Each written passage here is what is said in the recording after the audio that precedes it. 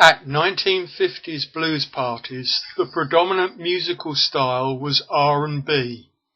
Rhythm and blues was a term first used to replace the term race records that had become unacceptable by the late 40s. Another term that was briefly in vogue was sepia series. However, in 1949, Billboard magazine adopted the term rhythm and blues as the standard way to describe this music. The heyday of R&B was from the late 40s to the early 60s, when it was supplanted by soul. The immediate antecedents of R&B were the jump bands that flourished in the late swing era, and the music played by the blues-inflected big bands that came to prominence in the 40s.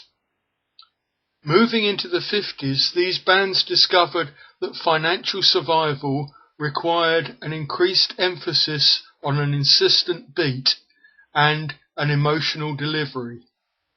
The marketplace dictated a heavier beat on blues numbers, more rhythmic excitement and passion in solos. The more ballad-orientated end of things also progressively emphasized raw emotion.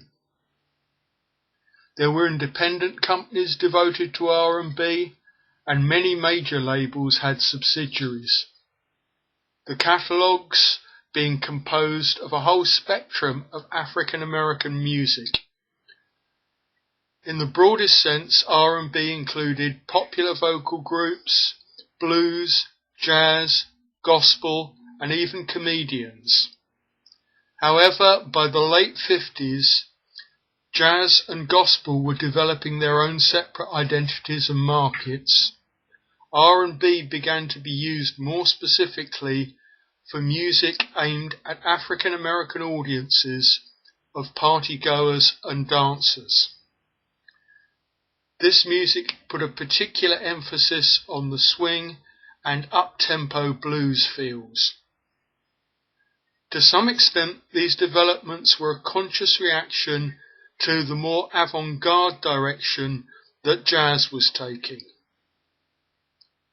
The great band leader Louis Jordan said, "I want to play for the people, not just for a few hepcats." R&B was populist music designed for people wanting a good time.